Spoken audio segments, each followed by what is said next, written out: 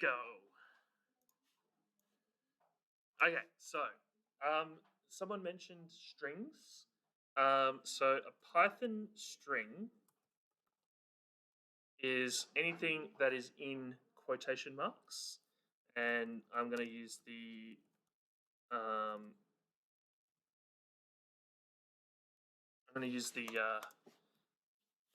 just put some default things in here. So what I'm doing right now, for those of you who are very, very early on into Python, is I'm defining variables. So I have a variable now that is called Python string, and that Python string equals hello code, and the way that I've defined the type is purely by wrapping that particular variable in quotes.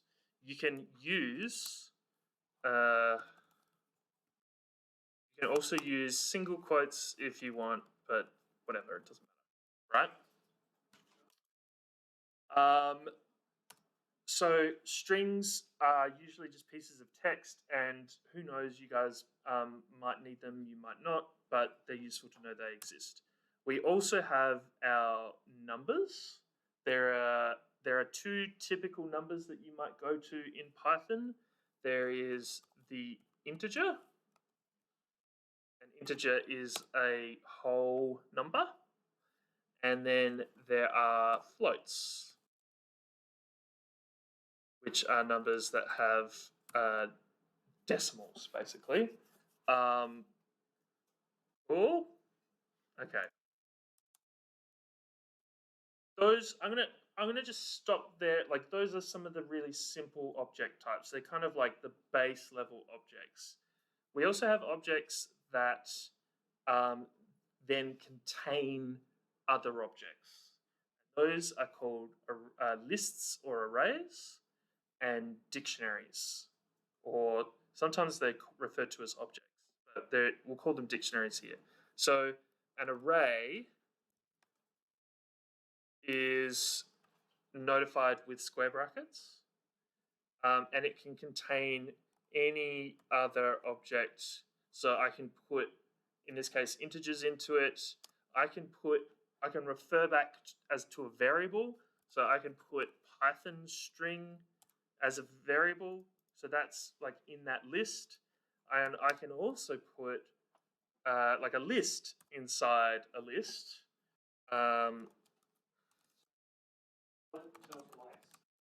Yeah. Yeah. How's that? And we can basically put anything in. It's just purely denoted by these square brackets and separated by commas. Okay. There is another special kind of list that I might refer to later, which is a generator. Generators are lists that are created on the fly, so they're not predetermined, and they're used to make Python run faster, but we might not need to get into them, okay? But if we ever see them, usually what I will do is I will wrap that thing in a list. So you can see this Python string. If I go string to list equals list, and then chuck that Python string in here, what that's going to do is it's going to turn each of these letters into their own object. So if I go print string to list, just to demonstrate, this function here, list, will turn something that you've got into a list object. Okay, so you don't have to build lists like this. You can also just convert something into a list. And in this case, if I save this little guy, let's go to 120. Nothing. Then there you go. You can see that string to list object is now an array filled with letters. Okay. So I will explain what's going on here with this list thing in a second, but I'll get to the one of the final objects, which is a dictionary. Second to last object that I'm going to talk about, which is a dictionary. So dictionaries, they are denoted by curly brackets, and they are made up of keys and values.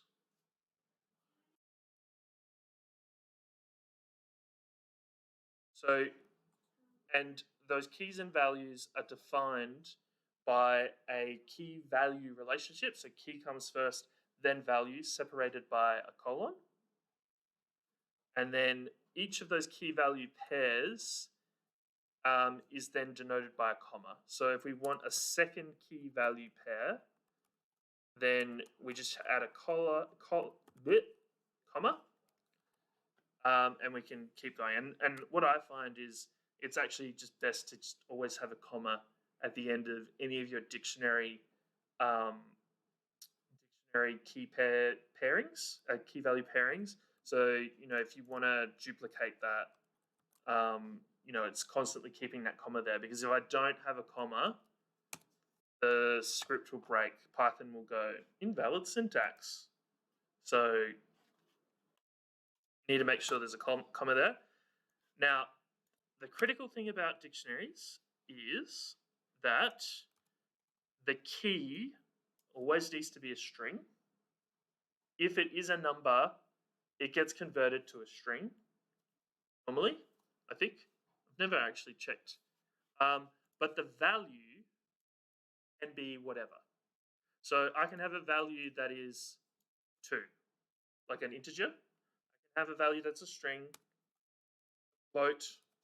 I can refer to a variable and have that as the value. I can also have an array as a value. Or I can even have a nested dictionary within the dictionary. And what you'll find is when we start looking at how data is passed between different websites, between different servers, between Rhino and another server, and so on and so forth, that this stuff, like dictionaries are the mega data storing type of system that everyone is using nowadays. And the dictionary format that most websites are using, almost all websites are using now, is called JSON. Okay, which stands for JavaScript Object Notation. You're nodding because you've heard of it. Okay, cool. Okay, so just so you're aware, JavaScript, we're not going to be using JavaScript in any of this.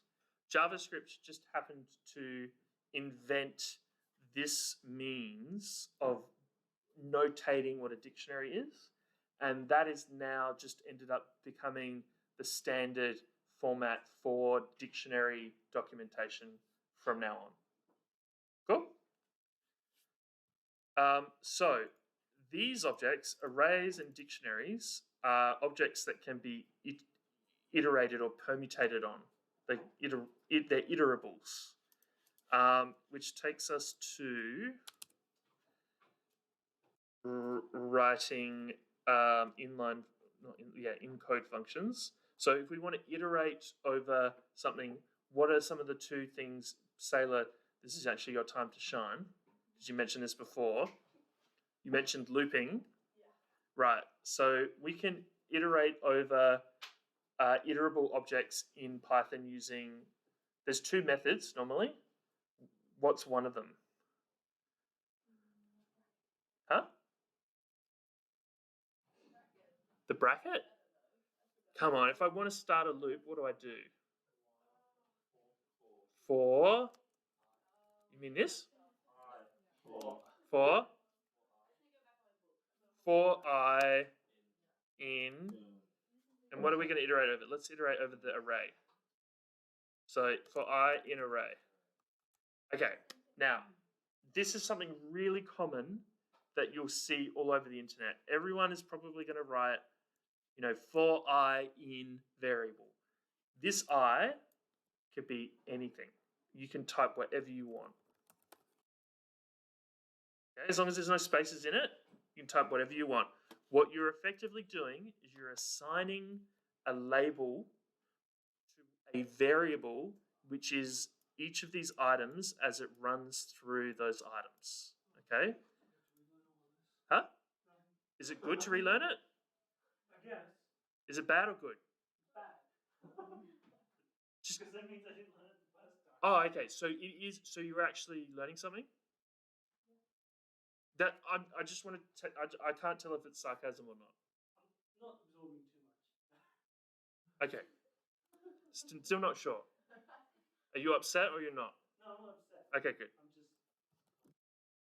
I'm just. I just want to make sure you guys are up to speed because we're about to go from gear 1 to gear 5. Okay?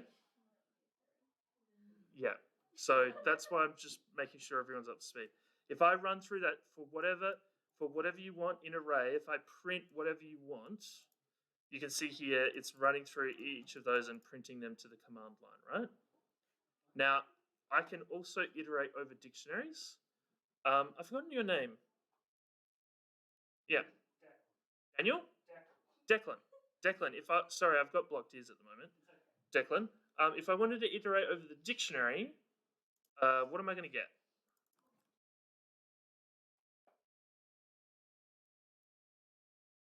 The array, I guess. I don't know. So see this dictionary? Yeah. It's not as simple as an array, right? So if I iterate over a dictionary, I'm not necessarily going to get the dictionary as a result. What ends up happening is when you iterate over anything, what's happening is Python is converting that thing into a list. So if I just print a listed version of the dictionary, whatever I get as the outcome is what's going to be iterated over when we run a for loop. So if I print list dictionary, what I end up with is a list of the keys, right? So that's the iterable thing that is in a dictionary, is the keys. And in an old JavaScript, WordPressy environment, people would just iterate over the keys and then they would access the dictionary. So if we did want to iterate over each key, what you would end up doing is you would have to go back to that dictionary, and this is how you get keys out of dictionaries, is you write the dictionary variable, and then you within square brackets, you write the key name, and if we print that, that'll print out the there we go. See so the first one that it's printing is the value, then the second one it's printing is that array, and then the third one it's printing is that curly brackets. Now there are ways to make Python run better. Does anyone know how to get Python? I got a question. Yeah. What is the whatever you want doing in that? So whatever you want. See when I print this list, see how that says key 2, a nested dict? See how those are the keys here? So what's happening is it's iterating over each of these, and let me just change whatever you want now to I. Let's make it easier. So if I print I, and what I will also do is print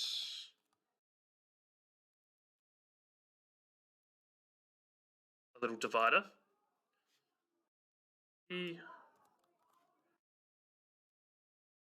So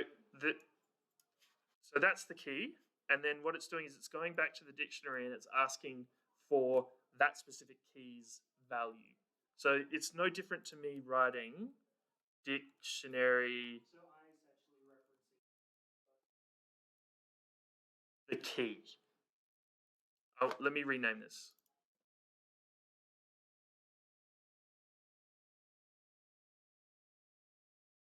So these are keys. Yeah. And the ones to the right are the values. Yeah.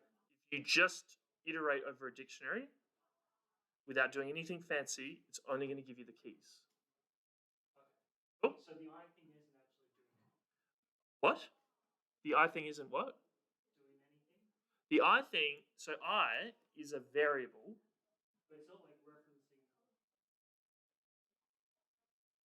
All I is do, so I is a piece of text that I've chosen, which is being assigned. What's happening is as this loops through, it assigns num to I.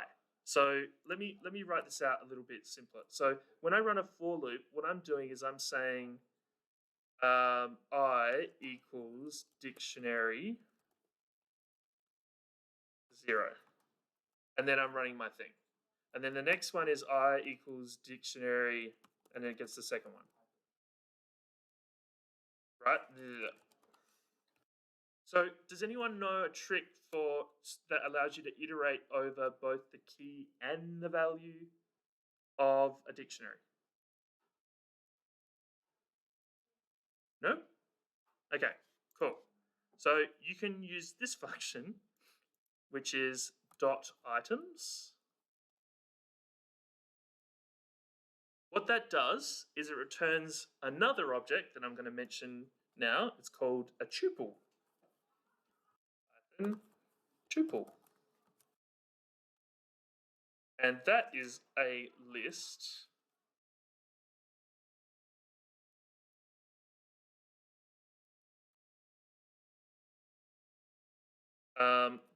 but it's a fancy list.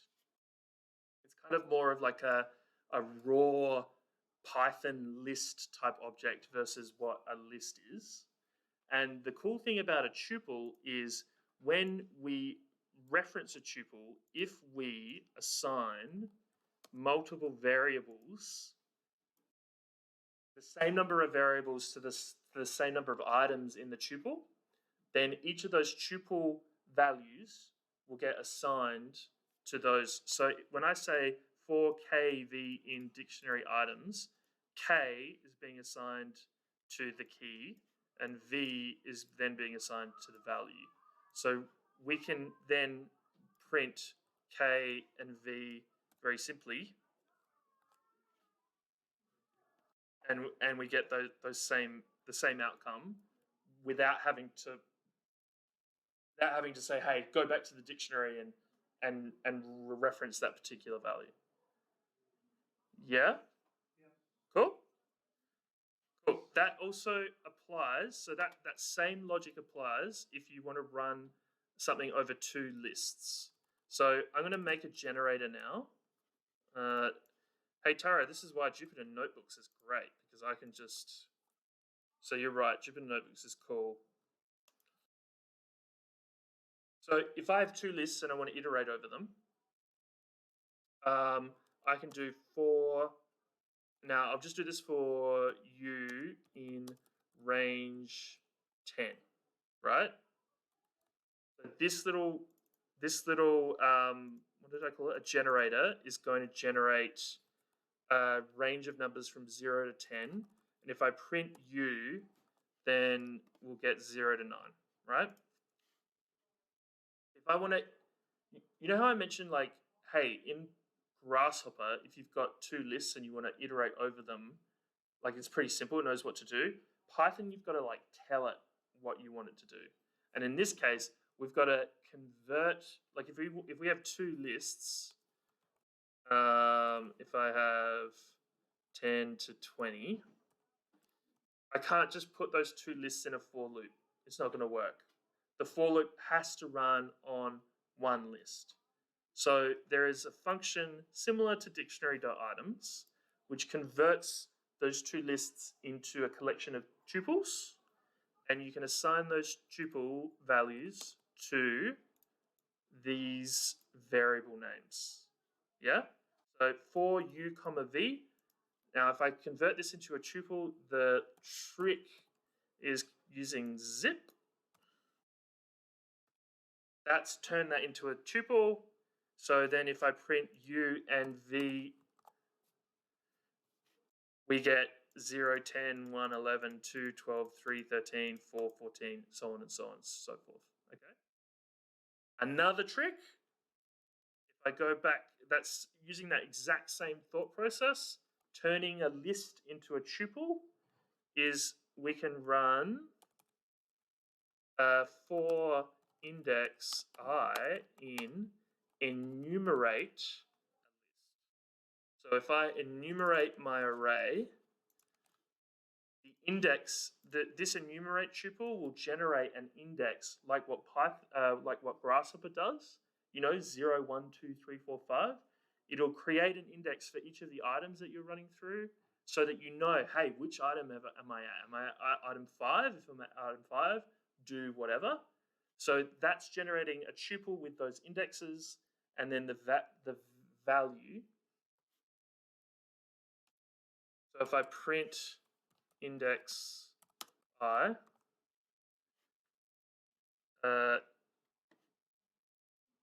what happened?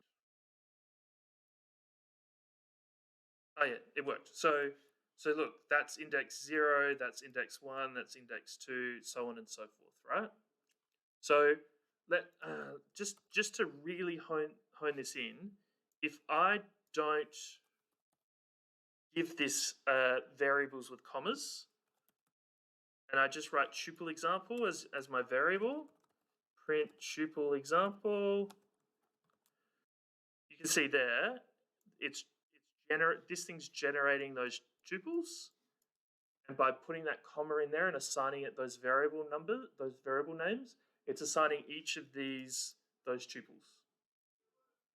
Has anyone mentioned this to you before? No. Okay. Does that make sense? So when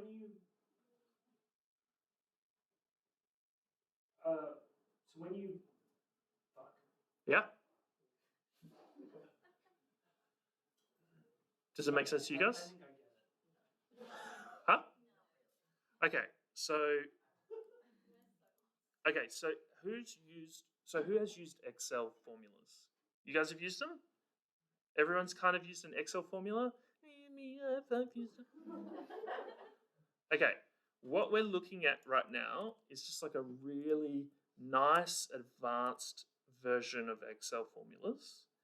What we're doing when I run a function like enumerate, that is a function, right? Just like sum is a function in Excel. So we're calling the function enumerate, and then the curly brackets coming after that function, everything that goes into that is called an argument. And functions there's thousands and thousands and thousands and thousands of functions, right? 2 years ago, I wouldn't be able to rattle off as easily as I can now, enumerate, zip, and dot items, right? Like it's just through pure using this a lot that. Pardon? So enumerate looks at an array and assigns an incremental index to each item in that array. So it gives the first item 0. Yeah. So is all those three last functions you just showed us different ways to enumerate or whatever each of those different functions? So enumerate is a special function that you can do to an array to generate an index. Sorry, tool. So to tool up those different functions, you have to do those three different functions respective to their different. So enumerate generates indexes. Zip allows you to iterate over multiple lists at the same time. And the cool thing about zip is it's n+1, so you can do as many variables as you want in that zip, and that'll run through 3 lists at once instead of 2. The thing is, you just need to make sure that you've got the same number of variables for that to receive. But you're doing each one the same thing in each one. No, I'm not. What do you mean? As in each one of these little functions, so the dictionary.items zip and the enumerate are all creating tuples. Yeah. Yes, I am doing. They're all using tuples. Yeah, I suppose. Yeah, and like it's as simple as doing this.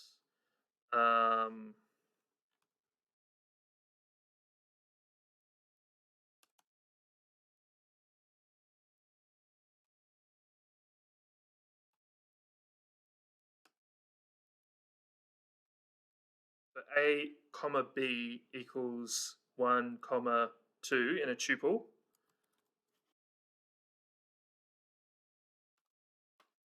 It's basically doing that, right? This is a rather, like, no one's really taught how to code Python like this, when in fact that's how Python is running normally when you're running all of these weird functions. Okay, that's one way of looping. The other way is using a while, and we're not going to touch while loops, I don't think. So I'm just going to mention it. Just be very careful with while loops, because you can technically make your computer just run for infinity if you do. So just be careful with it. The last thing I'm going to mention are functions. So I've used functions already. I've used this function called print. I've used this function called enumerate and zip and list. Basically, anything that ends up being a word with little brackets on the end is a function, right? And we can make our own. So, and just to do that, what I'm going to do is going to comment out all of this stuff. Let's just make a number adding function, and I'm purely doing it for these ladies. But let's just do it just to make sure that we know what we're doing. So functions, functions have to be defined before you use them. So if I was to start defining a function, I'd probably do it at the beginning of this script. But I'm just gonna do it where I'm at right now. You start by defining a function by typing def, define function. You type a name. It can be whatever name you want, as long as it doesn't have spaces in it. So I'm going to go add to num. You then add the arguments section, and it's in this argument section that you have to define then variable names for your arguments. So I'm going to say A is going to be my first number, and B is going to be my second. Now, I'm going to get into some really cool things you can do with this that you might need to know later on in this, but you can actually start setting defaults for these. You guys know this already? Some of you do? No. Okay. Well, yeah, I recognize it, but I don't remember it. And then we close that off with a semicolon. Sorry, I'm taking some of this stuff for granted. Let me just go back to one of these for loops. Python is a pretty language. Okay, it is designed to look good. The way it looks is how it runs. So in some other languages, when you're running a for loop, you have to tell the language when the loop ends, right? Like when I'm running through this is what I want you to do. The way Python does that is by using indentation, right? So this for tuple example in enumerate array, semicolon, you can see the new line that I've got has been tabbed or spaced in. If I run another for loop in this, so if I for t in I, then the next line I have to write has to be tabbed in. And when I want the loop to end, you go back to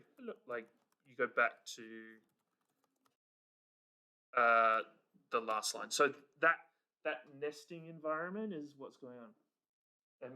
We getting? There's no way we're getting kicked out, are we?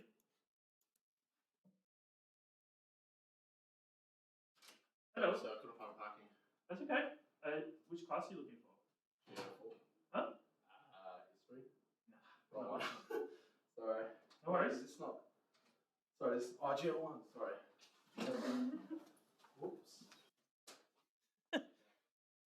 He'll come in and be like, this isn't history. History of coding. Cool. So does that make that makes sense? Sorry, it's something that I take for granted and I need to mention. Okay. So what that means is when you're in a function, you're tapped in, and now anything that we write within this indent is in that function. What functions do? Functions can do a lot of things, but usually what we want is we want them to return something at the end.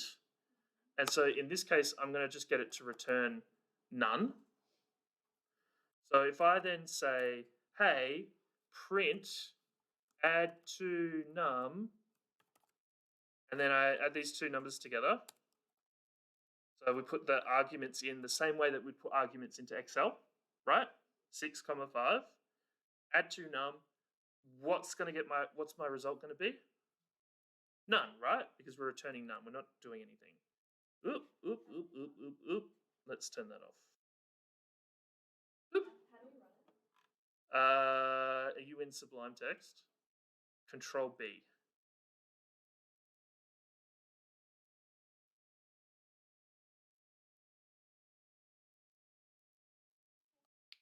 Cool. An hour to go. I've got to get you guys at least up to scratch so that you guys can follow that tutorial at home. Yeah, we should be good. We should be good. Okay. So here's my function, add to num. I can define a new variable that is locally defined within this function. So I'm going to go result equals a plus b. And then I can return that result. Now when I run this, my result is not going to be none, it's going to be 11. You can. Yep. Totally do that.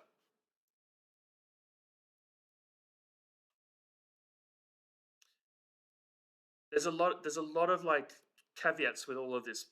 Like you can technically write this if you want, but I wouldn't. So yes, you can do that. But what you've just done is you've made your own function, right?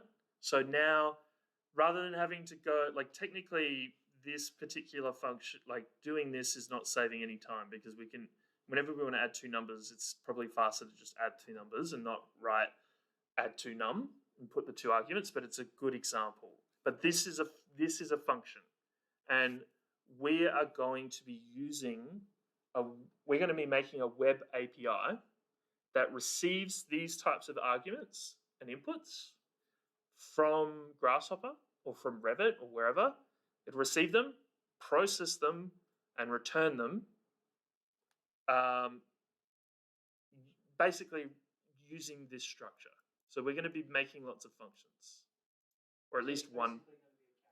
Pardon? Guess what? Yes, yeah.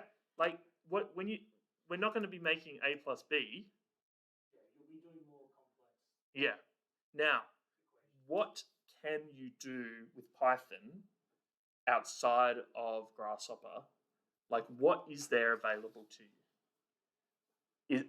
It's Code everything in Python. There's a lot of stuff that you can do in Python that you can't do in the Python in Grasshopper, right?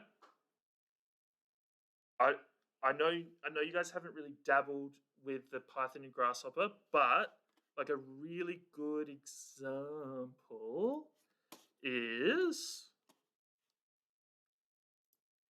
if we go back to pip.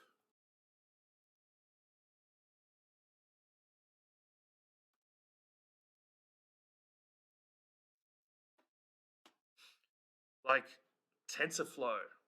Has anyone heard of Tensorflow? TensorFlow is a artificial intelligence library that is very good at image generation, and so if is it Wombo? Is that the one that like you input like a text and they make it? Yeah. Oop, I don't want that.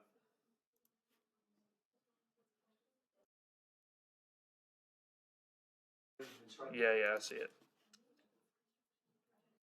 So this now I can't say that these guys are using exactly TensorFlow, but this is basically what TensorFlow can do. So you could technically send like an API that is running TensorFlow some words generated from Grasshopper and get a response back into Grasshopper and do something with it. We're talking super advanced coding now from both sides, but like I could say, hey, I want to generate some weird artwork to generate like a perforation pattern on the side of my building, and we're going to say, let's go throw some words at me. Huh? That's going to be a weird one. But sure. Let's do it in Dali fashion. Bloop.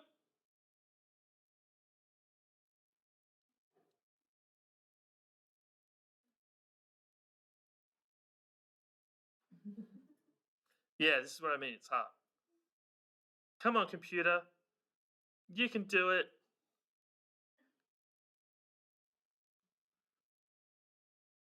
Oop, doesn't like me. I'll let that run. So, Numpy. Do you remember what I mentioned Numpy did earlier on in the class? Numpy's really good at doing matrix functions. So if you've got Neo and Agent Smith, if you've got like a three-dimensional array and you want to times that three-dimensional array with another three-dimensional array, the same way that you might have done in maths in year 12, there isn't really a nice way to do that in the Grasshopper coding environment. And there's not really a nice way to do that in any coding environment unless you go and grab this thing called Numpy. And Numpy has all of those types of functions for you, right? So I could technically go make some functions and make them available through this API. So what I'd like you to do over the next week is I want you to go have a look at some really interesting functions that might exist outside of the Grasshopper Python environment. Just have a look at what Numpy can do, or what SciPy can do. Or have a look at, you might want to write these down. Check out Fuzzy Wuzzy.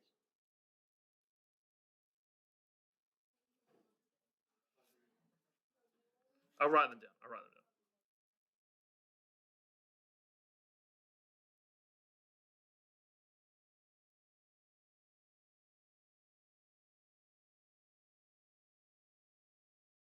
Fuzzy Wuzzy, huh? What's another good one? CSV?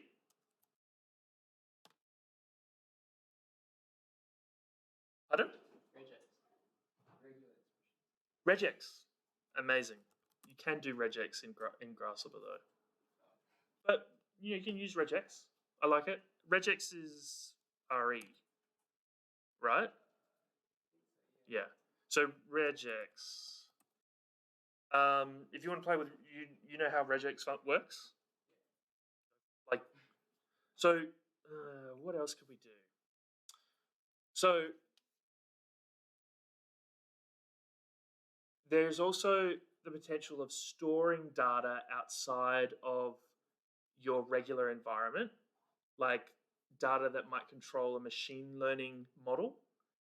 And you can give people access to that machine learning model with this system. And I don't recommend you guys going and making a machine learning model with this, but just have a go at looking at some of these functions and coming up with a reason why they would be useful within the design environment that you think you're in, right? So if you're in engineering or architecture, have a look at what they can do and try and work out what they can do.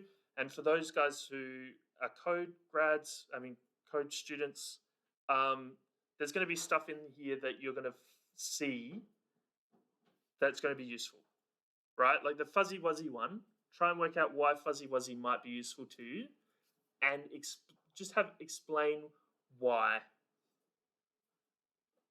Maybe I'll use fuzzy wuzzy as an example. Shall I?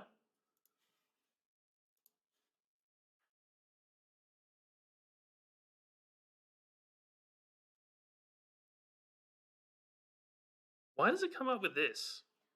That's not good.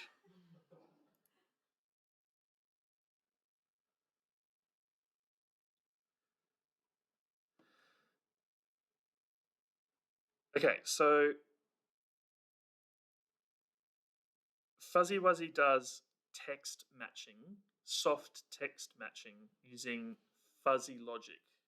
So you can see here, see this geeks for gigs. Is that exactly the same as this? No. But you can get Fuzzy Wuzzy to score that out of 100, and this for example scores 88, right? So it allows you to do fuzzy logic, right? Or it allows you to say, hey, here's a query, and here's the choices that query could give you, and in this case, the best one to choose from is one of these two. So just have a think. Why does it matter that we might be able to implement a fuzzy logic system? Can anyone just to go through the exercise that I'd like you to go through over the week? Can any of you think why it might be useful to have fuzzy logic text matching? Yeah, humans are fuzzy. Definite. That's exactly why. But let's elaborate. If the output or the answer is like above 80 or something, you could say. Okay. Yep. Let me take you. Let's go and let's role play a little bit. It's like you're trying to mark a test and you don't want to actually have to read through it all, so you just start the logic and then say, if there's anything close to this on these questions, marks it as correct. Kind of, yeah. So let's move into my world a little bit. Imagine you're working in an architecture firm and you're delivering a building through a computer system and you're writing code. We're writing Grasshopper scripts, we're writing Python and Revit scripts, all of that type of stuff. And everyone possible within that industry is using that model. So you've got a whole bunch of people putting data into a model. Now, how accurate do you have to be when you're typing stuff into a coding engine normally? Yeah, you got to be spot on, right? Right. So if someone types in a spelling mistake, like, do you remember how you guys had to pick profiles for your Karumba stuff last term? Yeah. Like, if you typed the wrong thing, you got the wrong thing, right? So Fuzzy Wuzzy can be like a little filtering process that guides people's inputs to be the right input for your script. It doesn't do anything good from a computational design perspective other than help clean up human input. Yeah? So where can you use it? You can use it for naming of rooms to standardize them, the naming of furniture and all of those types of things, helping standardize all of that type of stuff. So what I'd like you to do is pick some of these libraries, go find some cool libraries about Python, go explore, and just you don't even have to do it, just see what the library does, and just go run through some scenarios, write it down, and come up with why you think that library and the functions that it does would be useful to you or the industry that you're in. Cool? No coding needed. But on top of that, I need you to run through this tutorial.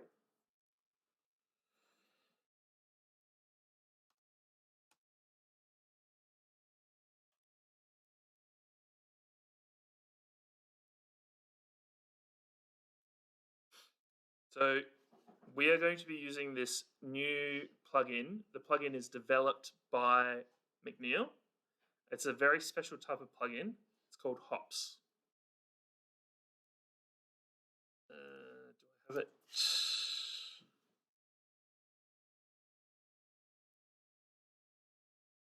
Nope. Okay, cool. You can get Hops. You can't get it from Food for Rhino. You have to get it through a special thing called the package installer.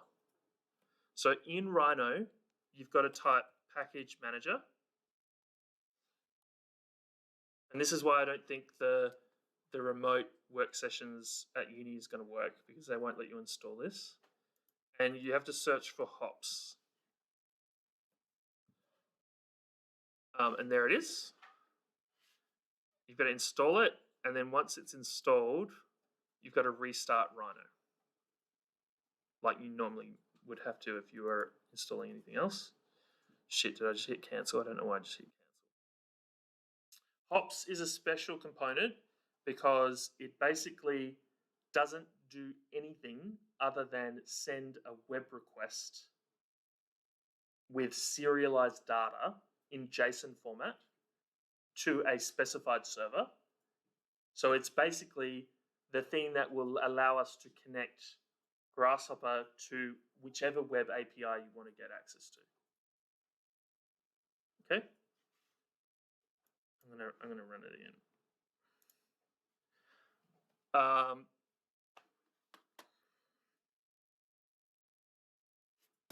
So once you've got that installed, just run through these videos. This one here is going to explain to you how to just build and install hops. And this is the simplest version of hops. It's the version that doesn't require Python, right? That video, it's worth watching that and following it through. This is probably, this should be fairly simple for you guys to follow along. Further down on this page is this tutorial. This is what I need everyone to follow along with. What this does is explains. I thought we were going to play around with Flask today, but maybe we will in the last half hour. What this does is it allows.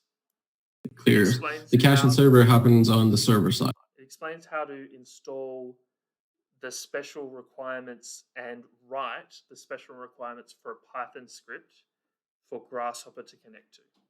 Okay, so I just want you to follow this tutorial over the next week. If you want, you can have a play around with installing things like Fuzzy Wuzzy on your computer and putting them into whatever this tutorial is teaching you. But all I need for next lesson, because we're going to try and do that type of thing next lesson, okay? We're going to build something cool with this structured element next lesson. So what I'm kind of hoping for is that... What's going on? My phone's died.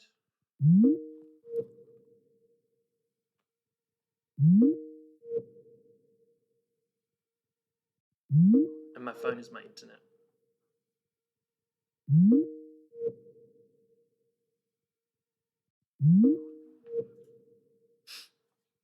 Wen's probably like, what? What's going on?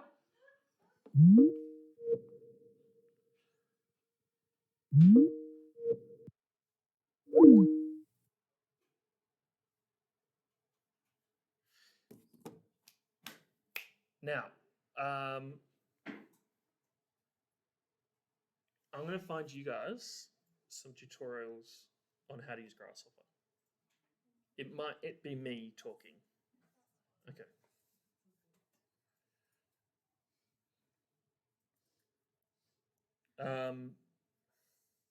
I might also find. Do you guys want me to go like look for a good tutorial video on just the basics of Python again as well? Yeah. Okay. because I know what I went through today was rushed. Like I just went through like it doesn't really let it settle in, right? Yep. That's all you've got to be like a course convener, right? Just someone who knows how to search for tutorials online.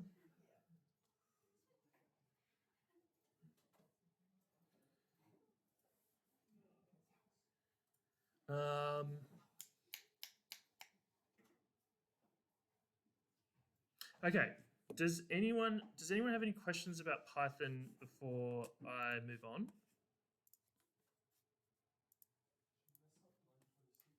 Pardon? No. On line 26, I'm a bit confused. This one? Yeah. You want me to go over this? The zip range 10 and then range 10 to 8. Oh, And you did whoops. an array and an array. Yeah. Does that solve your confusion? I was like, did he forget the whole array? Yes, I did. So he does double array. I Superstar carry. did. There you go.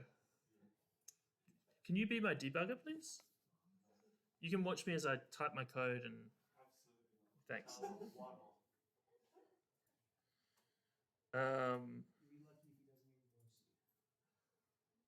You'll be lucky if he doesn't invoice you. I'll be lucky if he doesn't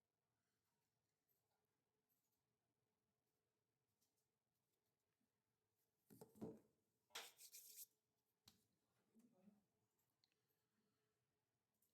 Okay.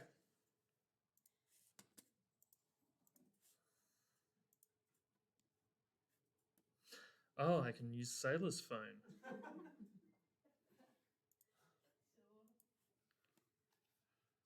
to the uni Wi-Fi? What happens is they change my password.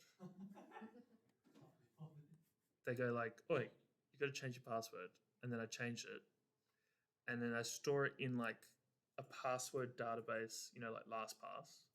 But you need the internet to connect to that, and so I'm just like, I'll just use my phone. It's cool. I'll just make sure I've got enough cables next week. Come on. I wonder, is anyone still in that meeting? Can you let me in? Hello. You guys missed all the important stuff. Did we miss anything? Yeah. Yeah, you missed a lot. We got up to this bit, right? Your screen. We got up to this bit, right? We don't have your screen. Still don't have it? Hmm. What? Go. Yeah. We got up to this bit, right?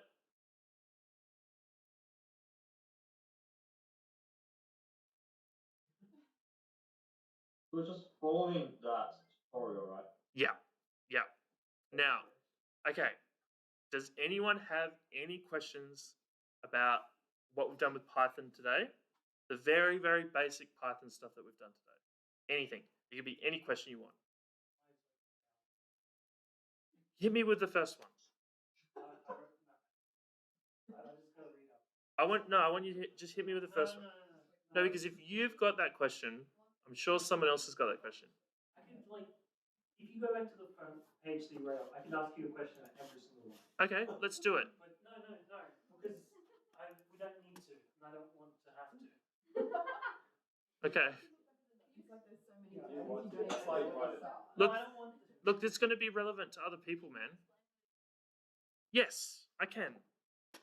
Let me go to another. Let me go to a JSON editor. Might be easier to look at it like this. Huh? Okay, so this is a dictionary.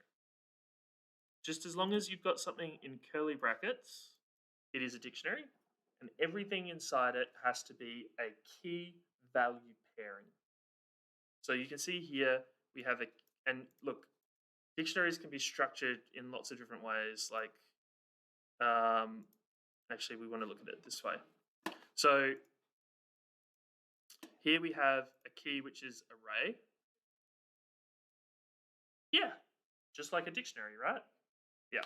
So we have the key, which is the word, and then the result, which is the like we're calling that the value, and that those values can be anything. So they can be arrays, they can be booleans, which is something I didn't mention earlier. That's another type of object that you can have. So it's an object that is true or false. Color is a bit of an annoying one because Python doesn't have that, or at least it doesn't have it by default. It can be a none object, it can be an integer, or it can be another dictionary. And then there's our key value pairings within that nested. It could also be a string. So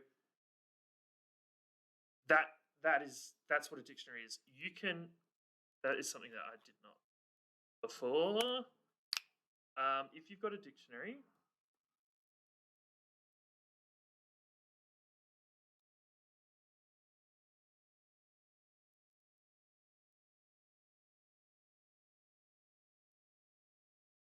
you can refer, as I sort of mentioned, you can refer to each of the keys by using a square bracket and referring to the key name. So if I want to print the key name, the key value A, that is B, right? We can do the same thing with lists. So if I have an array, which is 10, 11, 12, I have to refer, if I want to get a specific item from that, I have to refer to that array by its index.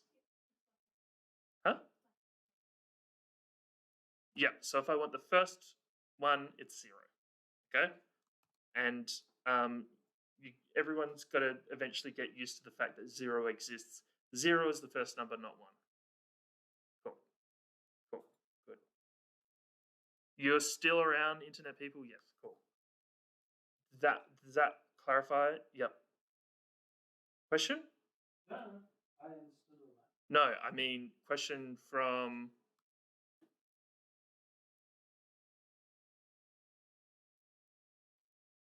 Yeah. I've got it back. I've got undo. Question about any of this?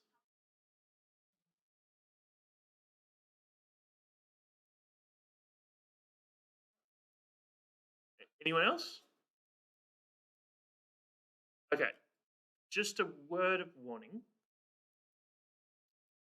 They when they explain some of this stuff of how to use Python, remember how I told you guys to install Flask? Usually what happens is when you have those specific libraries, those special libraries that you need loaded into your Python script, I know this is probably super obvious to most of you, but you are going to need to run something like, you're going to write this at the beginning of your script. So import CSV means I now have access to the CSV library that I downloaded. And then if I want to refer to any of the functions in that, then read lines or whatever, then that's how you get access to those special libraries. But do you guys know about decorators? No. Huh? What is that though? You talk about the interior designers? Yeah, I was going to joke. There's no interior designers here, so you can, I think. Right? Good. Okay, so we have these special. There is this weird thing. It's only something that's becomes a little bit more obvious when you start getting deep into Python, and they're called decorators. They're designed to make modules run better for people that are coding. What they do is they act as like middleware. So they get in between the they actually do something to the data prior to the arguments going into the function. And they're defined by using an at and then the name of the decorator at the beginning of a function. And they might even have variables, and you will see that in these tutorials. I wonder how that dream thing went. It's still going. It is. Oh, no. Refresh. It might have been, but I was talking about this. It was well beyond whatever. You can see here. Hang on.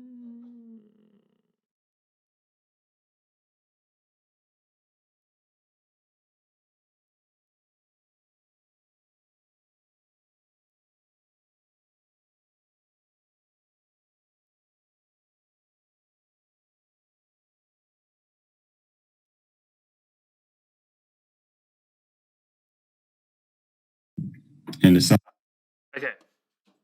You can see here. See this function def point at bracket bracket, and then up here we've got at hops.component. That is a decorator, and it's in that the McNeil team have defined some variables that you need to decide on to make your hops component work. So just be mindful that that's what when you see that at thing copying this, that's a decorator. And there's one other thing it might be worth mentioning. Don got Python Anywhere. And GitHub. I'm sure, is everyone familiar with GitHub? And you too? Pretty sure. Yep, cool. Yep, pretty sure you're familiar with GitHub. So we're going to be using this thing called Python Anywhere.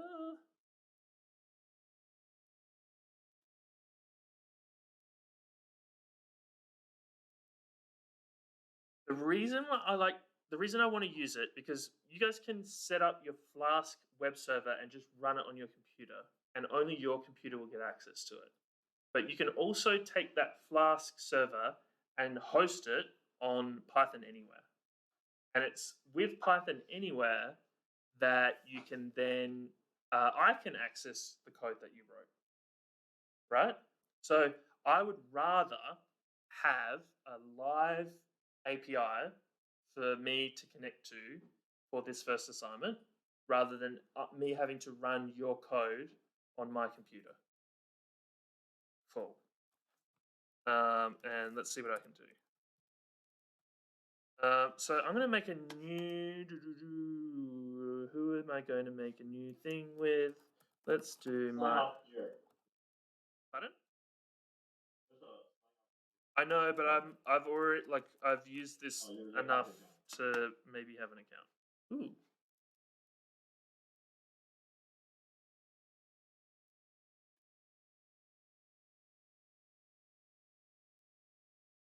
Okay. Cool. So once you make an account, you're going to see something like this. It's not going to be as messy as this. And I'm a little bit concerned that I've logged in to the wrong thing.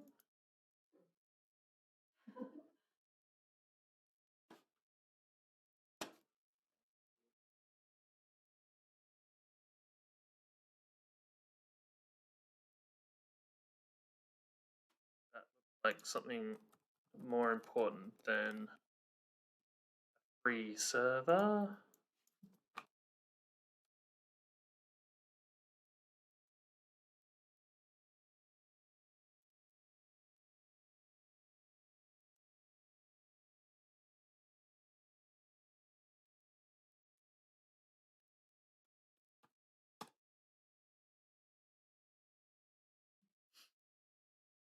What am I going to do?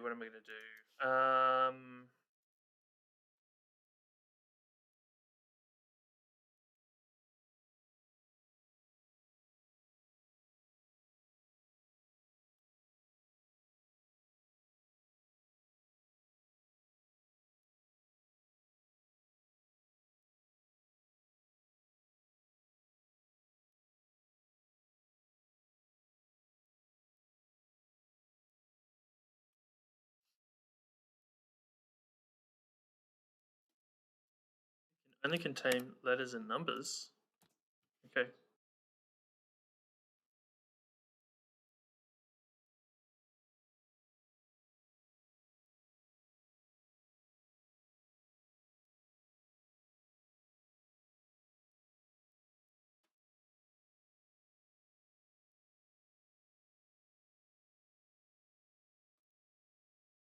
Okay, so in here, this is what you'll see.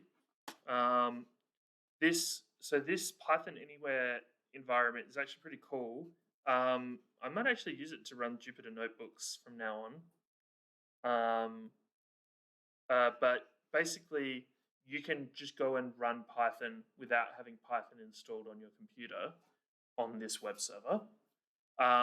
So you can do that through a console, but you can also make a web server with this. So if you go to web,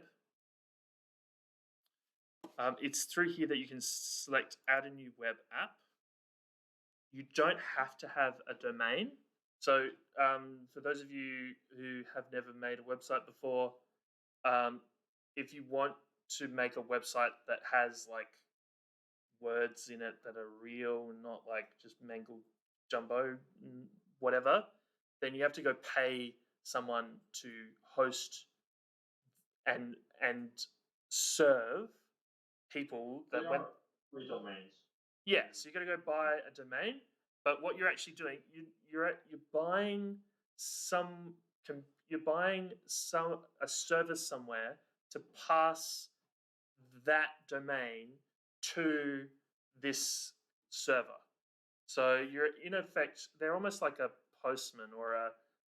You remember you know those like old timey like telephone people that are connecting cables. You're basically paying a computer system to do that all the time. That's why it costs money. You don't need one of those because what you can do is you can use the free domain that Python Anywhere has, which will be your username, then .pythonanywhere.com.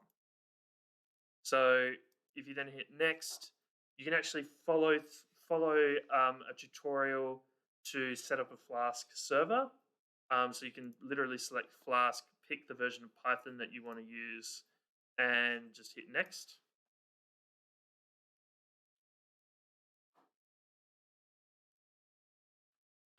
And that has made a Flask server. Hello from Flask at that address. Like all of you can go to that address now and get that Flask response, right? So this is from our perspective, this is a really cheap and easy way to get your API onto the web so that you can share it with people and you can share it with me. Cool? Okay. As long as you come onto this domain, this dashboard, it'll be up. So you have to go press this button every 3 months for it to actually be live. But we won't be doing this course in 3 months' time, so it's fine. Otherwise, you have to pay for it to run live. And then you can access all the files that runs this web page through the files section. You can see there it's made a folder called My Site. And that Flask _app.py is the default Flask app. You can open it and edit it in the browser. And you can see here, these are the functions. So you can see it's importing Flask from Flask. It's defining a variable Flask app. And then it's defining the function hello world and returning hello from Flask when the hello world function is run. And the hello world function has the decorator app.root. And so that's the main web page. So all like this is kind of the framework that you guys are going to start writing into to make this API. Okay, so go look up Python Anywhere, how to make a Flask server. I think it was pretty straightforward what I just did then. You just went and pressed the right buttons. You've got to pick the right options. So if you watch this recording, you can just follow through. But if you follow the tutorial from Rhino, you pick out some cool libraries from Python and get your Python Anyway server up and running next week. We're gonna have a lot of fun. Okay. Cool. The course outline has my email address in it. My Cox email address should, okay, if it doesn't, it's really simple. It is andrew.butler@cox.com.au. Message me on that if you have any questions or problems or whatever. My life is a bit of a mess at the moment. I have a 3-year-old and another on the way. And that one will get born probably sometime during this course. So I've got a heavily pregnant wife at home. So if I am a bit late in responding to emails, it's because of that. Because I've fallen asleep. It's a good reason. It's not. It's a good reason to be late on. No, well, it's now a good excuse because before when I was late on things I didn't have one, but now I do. Yeah, see this. Yeah, I've kind of put myself in a sticky situation. I've taken on too much extra work as well. But I'll make sure you guys are a priority, okay? So you have to install the thing for Grasshopper. Yeah, you need Rhino to be able to do that. Yep. What was it called again? Hops. Hops.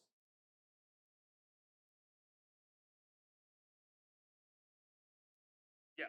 What I will do is I will get this recording and send it out to everyone through Daniel, I think. Or at least he'll put it up on Moodle. I will also get all your emails from Moodle and email you what I just said, right? The checklist of what you need to do this week. Cool? Got 10 minutes of questions. Or do you just want to go home? Huh?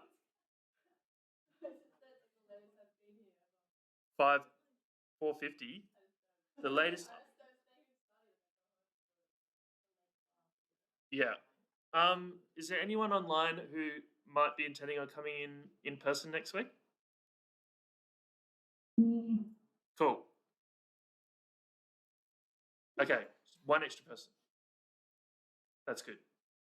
Cool, because yeah, it's we're gonna be doing more coding and less watching me explaining things soon. And it's generally better to be in the class. Have I missed anything else? So is the Sublime thing better than Visual Studio? I prefer Sublime because I've used it more and it's got like I can do things like this in it, which I know is probably possible in VS Code. Like I just feel like VS Code's too easy. I mean, I have a different philosophy on that. Yeah, what's that? Huh?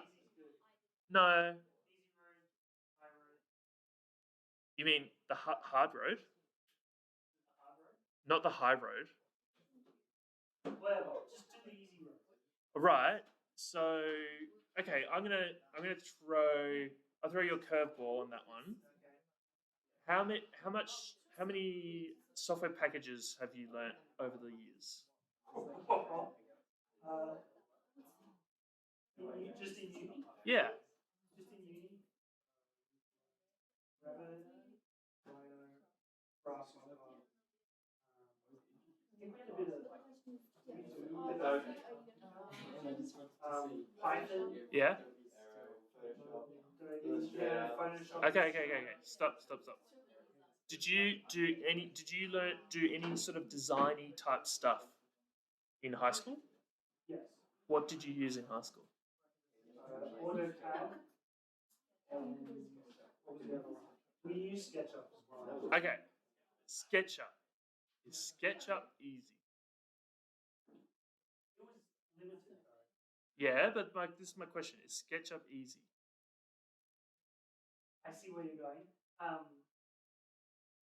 Yes, Yeah. but it's hard in other ways Why? because you can't put that complexity. To put complexity into it, Yes. it's hard. So you're right. You're right. VS Code is able to do just as much complexity as Sublime. But what I find is when I start relying on a system to do things for me, I can't, I stop I don't learn what I should be doing. I just kind of rely on that system. It's just me. It's just me. Look, this is the thing. It doesn't matter if you use Sublime or VS Code, right? I don't care. So don't worry. Like, this is me not judging you. I didn't think you were judging. Yeah. Wow. But now that you say it, maybe you were. There's no judgment in my use of Sublime Text. It's purely, I started coding in Python before VS Code existed. Well, if you think, like, if you need VS Code to code, I can't code this. It's not that. It's not like Andy helping you. Yeah. I think you can. You can code, I could probably like code if I dedicated like a week. but to learning that. you know how to you can code in Grasshopper. What do you mean by code? Like, you've created Grasshopper scripts. But that's not coding. Yes, it is. It's basically coding, but it's coding with like a front face.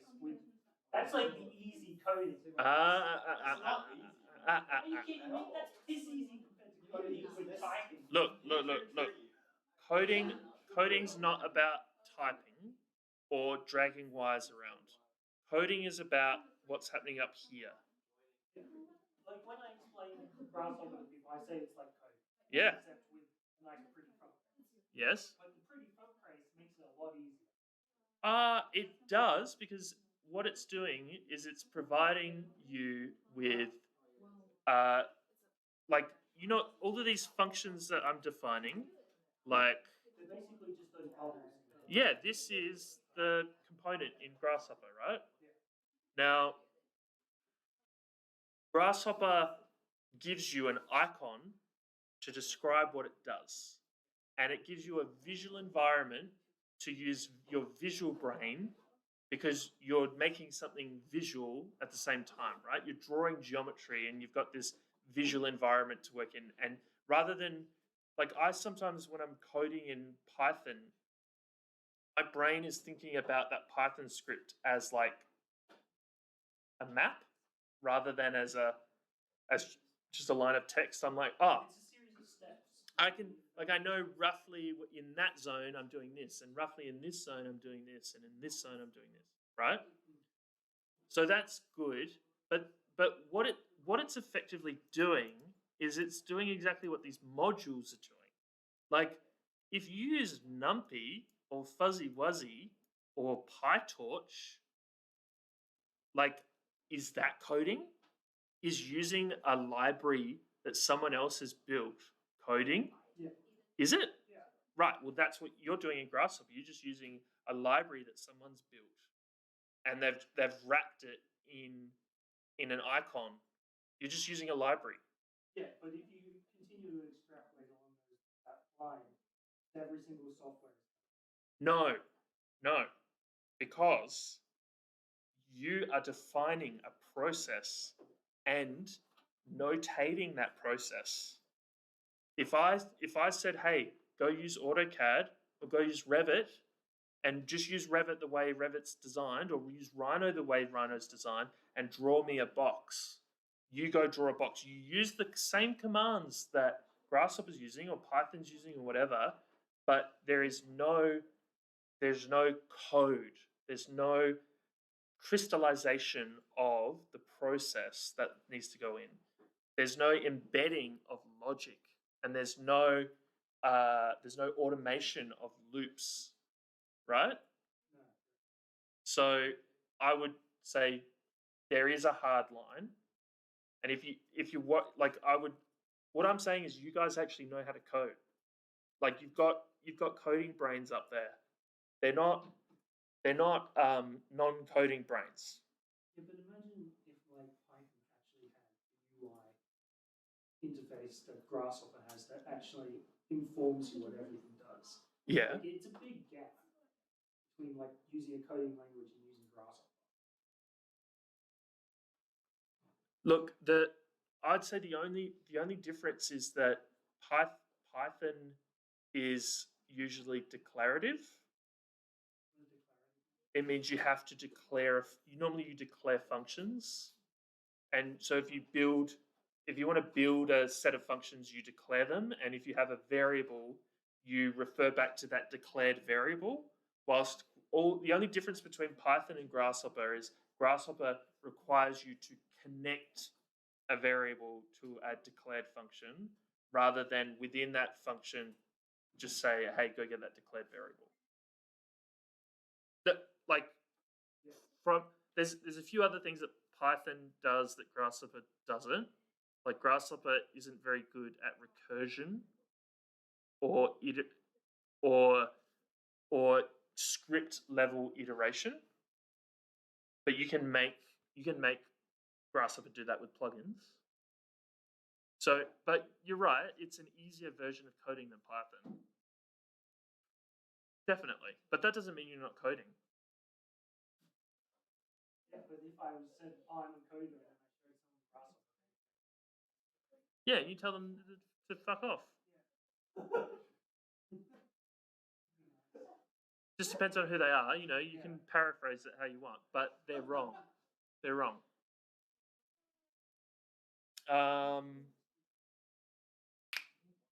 Cool. Thanks for filling in that last 10 minutes. Are you two okay? What do you mean? I remember last time I died, I was like, for a couple of weeks, I was just like, I wrote down like everything, like what everything meant, and then like I finally got it. Like I have a little book, I'm gonna bring it in next week. Because I literally need to know what, like, I wrote down every little thing, like what death means, what like dictionary means, and then you're like, oh, what a Kelly bracket means, and you're like, oh, okay. So we're not just learning a new language. We're also learning a new way of thinking. Yeah. Concrete doesn't do that. Pardon? Concrete doesn't do that. Concrete? Yeah, we're doing concrete on myself. What? Concrete doesn't teach you a new way of thinking. You just do concrete. What? What do you mean concrete? Learn about concrete. It's something like crazy. Oh. Subject was just concrete. Yeah, like what's in concrete? Sounds so much easier. Can I switch to your degree? Oh man. It sounds easy. It's boring as fuck though, right? This time is a little rough. This time is a little dry. So you're learning about concrete? Yeah. We learned about all the minuscule little reactions that go into cement. Right. And then that's the whole term? You got a whole class about... What do you want to start? The whole Corona list. Wood. Yeah, so hang on, because I've never actually really like delved into what the engineering architecture. It's a double degree, right? It's a hybrid. We do a year's worth of architecture. And then a year's worth of engineering. No, we do the total engineering. Basically, Should you do engineering with a like mini architecture degree? With a 1 year of architecture. I can't. Have you already committed to that? Yes. Yeah. Okay. This is my last architecture elective.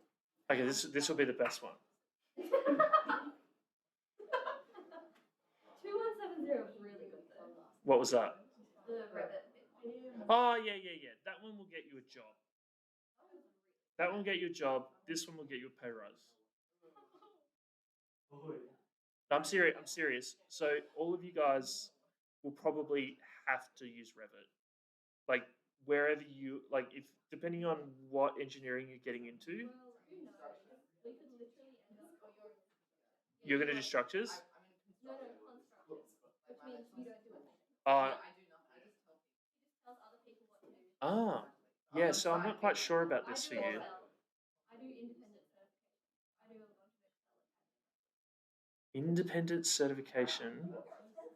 Okay, now that you say that, I'm not quite sure where this is going to get you. But as well, I'm not quite sure where Revit's going to get you either. For me, personally, I'm also looking at like a BIM kind of career, like instead of engineering, like I don't know. Pardon? Like I also kind of want to consider BIM as like a different career. Oh, well then you want to know this stuff. Yeah. That's why I'm here. The problem, BIM's great, but it's like, BIM's like a calculator. This is like Excel. To what like BIM's about people putting data in. The problem is they're not good at putting data in, and you need someone to be able to do lots of stuff with data, and that's where BIM managers and all of that stuff come in. There's also the field of like digital engineering. Pardon? There's the field of digital engineering for civil engineers, which is about managing all of the digital files. Sure. Okay. So you can see where the fuzzy wuzzy thing is important, right? Yep. This is the thing. I don't know any construction managers who know anything about this. Why that exists. But the thing is, we, as an architect, we have to provide this stuff. They don't do that. But if they had it, they would be on our ass so fast. They'd be like, that's wrong, that's wrong, that's wrong. So I like from a career perspective, like if you're like, hey, I can interrogate what all of these consultants are doing and coordinating better, this stuff could be really interesting for you. That's what I mean. Like, I think the thing I'm most worried about this stuff is that concrete and wastewater, for me, are two subjects that I'm not gonna lie, and I'm gonna spend a lot of time in saying this, and like I don't feel like I have much time to like dedicate myself to what? like Sorry? I don't know if I have much time to like dedicate myself to doing a third course. Okay. Yeah, look, Well, I'm not. I don't know. This is the thing. I'm not going to take it personally if you don't drop out. So, neither the guy.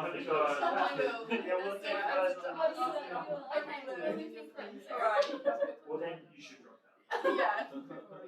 Stick it to it. I took like weeks of me. I was like in the coke. I was like, I don't understand nothing. Ages. Okay. Are you still here? But I'm still here. I'm back again. From week 7, Yeah. what are you doing? You still have They to do said the you were structures one, I right? said, yes, I What? was. Did you pass? Did I? Did I pass you? I don't know if you did. I It's did. 3.5 hours. Okay. That's why you're here, right? Unless you compare what I mean, I don't know when I was doing it. I remember you. I didn't get an assignment I from do you. retail 2 days a week. But it might have been that use it my did. brain. Maybe anyone failed? Huh? Yeah, I failed. I really think I told them I'm screwed. At least you can get this. Yes. Yeah. No, I don't. No, you didn't. Yeah, No, and I I got did. it. Yeah. Did you pass? Yeah. What? Is that because you didn't submit something? Yeah. Like that was. I had train wrecks, and that's what. You know Declan Wild? Yeah. Oh, you're Declan Wild? That's you? Yeah. Okay. Now I know. Yeah. I mean, you disappeared. Yeah. Then I'm talking. I had a couple of shows. You know any talking shows or not? It's up to you, man. I mean, last semester was another shit show as well. Basically, Declan is one of those people that just. Yeah. Yeah. The problem was you should have told me about it. Because you would have got more, you would have got a whole bunch of help. That's what I'm doing this time. I gotta like talk to the students. Yes. A bunch of bullshit. But it's not my job to be like, yeah, shit ton, failed. I don't want